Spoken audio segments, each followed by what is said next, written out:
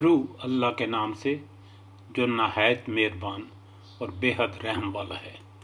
क़यामत वाले दिन वो लोग जिन्होंने रोज़े हिसाब के आने पर यकीन नहीं किया था या उसकी कोई तैयारी नहीं की थी, कहेंगे कि काश कोई ऐसी सूरत हो कि हम दुनिया में फिर वापस चले जाएं, ताकि जो कुछ हम पहले करते रहे हैं उसकी बजाय अब हम नेक अमाल करके दिखाएं, अपने रब की निशानियों को ना झुठलाएं और ईमान लाने वालों में शामिल हो जाएं। लेकिन अल्लाह ताला उनकी ये ख्वाहिश कबूल नहीं करेगा। मौत के बाद इंसान की चंद आरज़ुएं जिनका कुरान पाक में ज़िक्र आया है ये हैं, काश मैंने अपने रब के साथ किसी को शरीक ना ठहराया होता, काश हमने अल्लाह और रसूल सल्लल्लाहु अलैहि वसल्लम की अताअत की होती, काश कोई सूरत ऐसी हो कि हम दुनिया में फिर वापस भेजे जाएं और अपने रब की निशानियों को ना झुठलाएं और ईमान लाने वालों में शामिल हो जाएं। ऐ काश मैंने फ़लाँ शख्स को दोस्त ना बनाया होता, उसी के बहकावे में आकर मैंने वो नसीहत ना मानी जो मेरे पास रसूल पाक सल्लल्लाहु अलैहि वसल्लम लाए थे।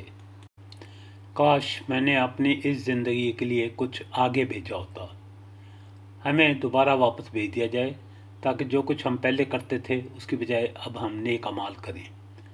ऐ काश हमें दुनिया में एक मरतबा फिर जाना मिलता तो हम पक्के और सच्चे मोमिन बन जाएं।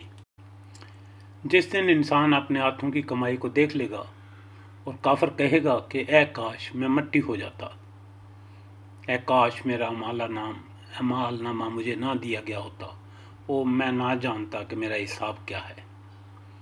काश मेरी वही मौत होती जो दुनिया में आई थी, यानी दुनिया में पैदा ही ना होता या मरकर मिट्टी में मिल जाता और दोबारा जिंदा उठने की नौबत ही ना आती। ये हैं वो चंद आरज़ुएं जो मौत के बाद हासिल होना नामुमकिन है।